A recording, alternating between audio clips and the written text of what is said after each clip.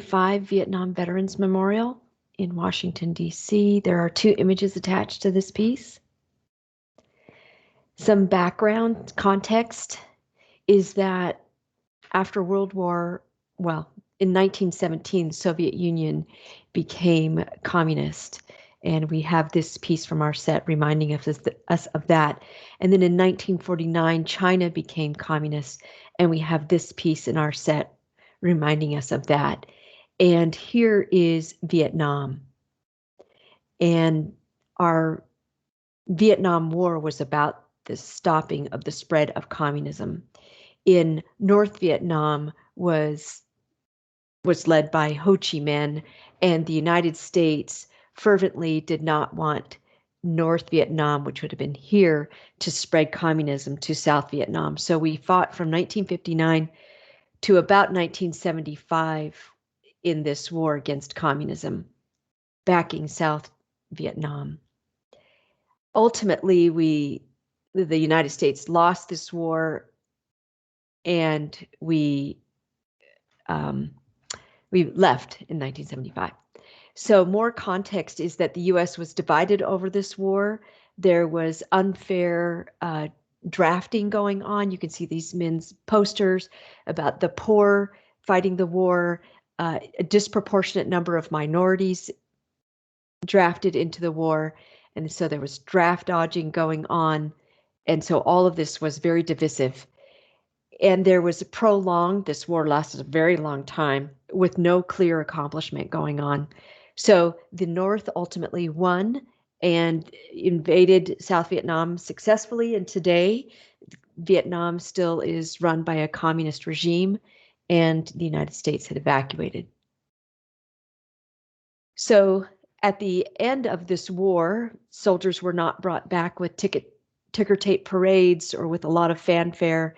And so this man here, Jan Scruggs, who was a 1969 survivor of the Vietnam War veteran, helped to lead the efforts to get a memorial. And the competition that he and others on the board that he created held was designed to be blind, and the requirements were that your entry be reflective and contemplative in character, harmonize with the surroundings, contain the names of those who had died in the conflict and were still missing, and make no political statement about the war. So with those requirements, it was a panel of 8 judges. And so what's important to know is that they were sculptors and architects and landscape designers who were able to visualize this piece.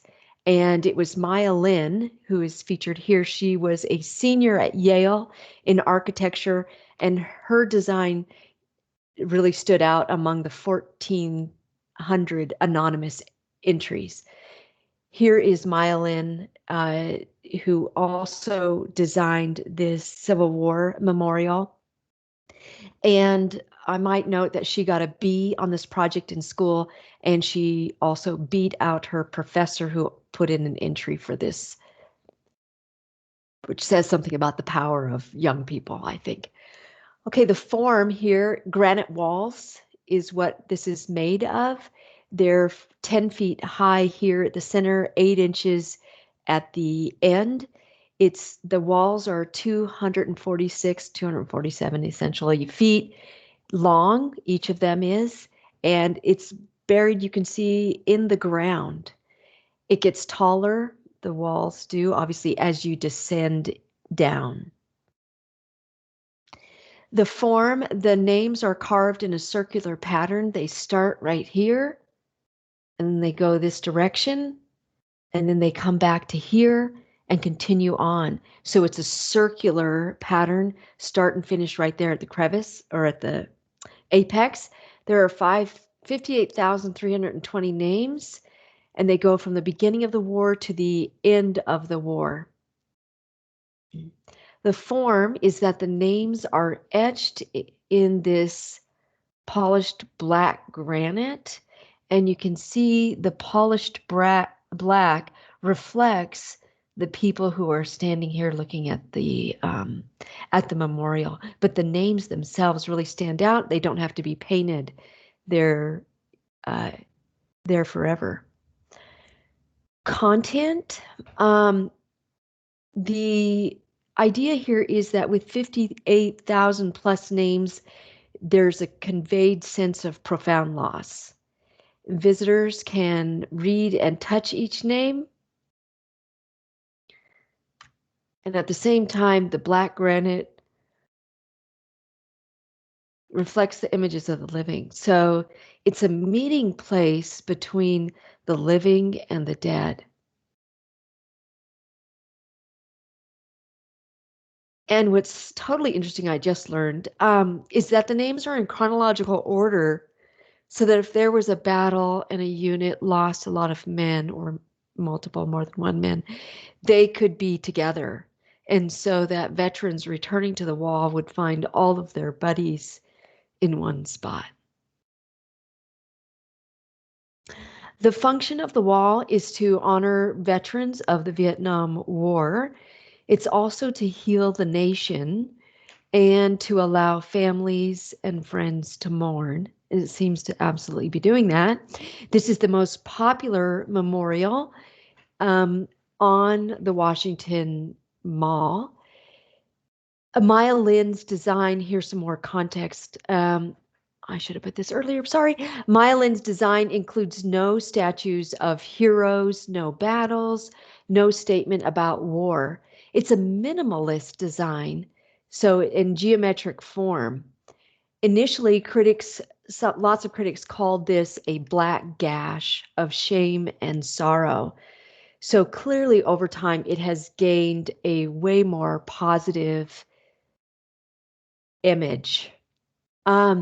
Yet, to appease people who were critics, two editions were made, one of soldiers, and this was the third place winner in the original design. So this is Frederick Hart's statue of soldiers.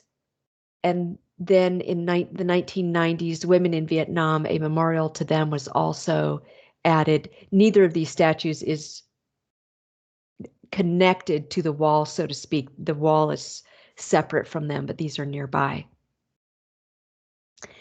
Further context to note is that here is the Vietnam Memorial in situ, in place, and here is the Capitol building back here. This is what's called the Washington Mall, a walkway, right?